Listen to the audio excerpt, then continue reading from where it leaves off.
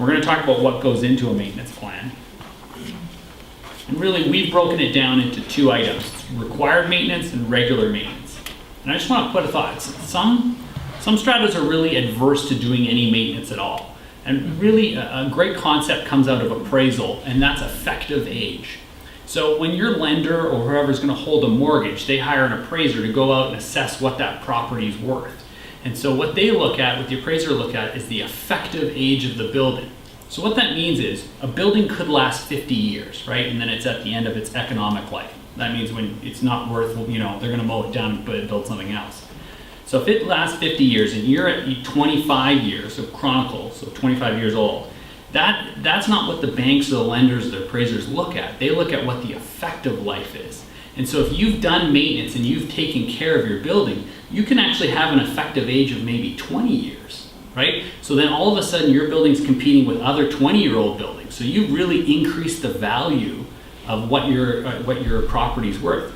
The other side is maybe you don't do any maintenance and your 25-year-old building actually has an effective age of 30 years. And so you've lost a tremendous amount of maintenance or value by not doing maintenance. And so it really is important to establish what level of maintenance you want to do and what's cost effective. Because maybe you don't want to replace something, you don't want to have it painted every month. That doesn't make economic sense, right? But not painting it every 5 years or 10 years, that's not going to make economic sense on the other side because it's going to affect your effective age. So maintenance really is crucial, and it does pay off in a couple different ways. Jerry's going to touch on some, I'm going to touch as well. But really, when you look at the fundamental values, we're trying to keep your building, the property, through effective maintenance, right around that as true age or younger through some maintenance. So we've got two different items. We've got required maintenance, and those are maintenance you have to do. If you don't do them, there's going to be penalties, and Jerry's going to go through that. And then we've got a regular maintenance, which is really elective, and that's going to be your window washing, landscaping. And our intention is to explain, give the fundamentals for maybe some new council members.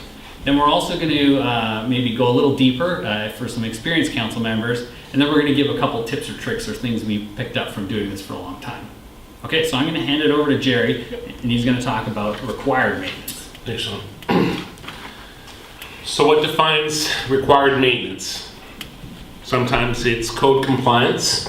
So you have the fire code that dictates how frequently an emergency generator is tested.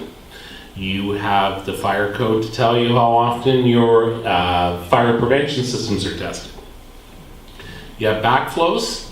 Now, a backflow device is something that is put in a domestic potable water system, so drinking water, so that it prevents dirty water from contaminating clean water.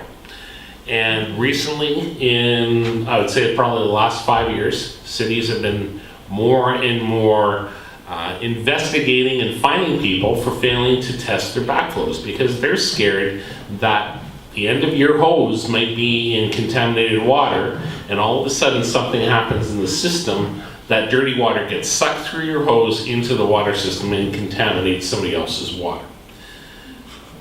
In the BC Safety Authority, they have primary focus on elevating devices, so elevators, escalators, man lifts. They also look after boiler and pressure vessels, so any kind of tank system, hot water tanks, high pressure tanks, boilers. They also assist some of the cities, such as New Westminster, in issuing of electrical permits. So you don't go to the city, you have to go to the BC Safety Authority for assistance on that.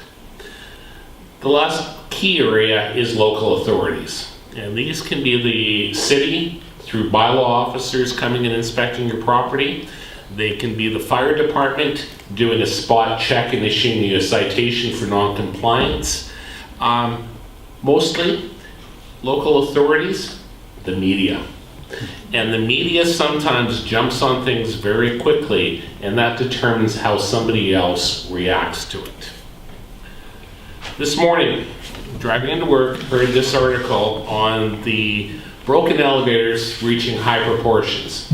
So in Ontario, in the first, I believe, 6 months of the year, 4,400 entrapments that required fire department attendants to come and get people out.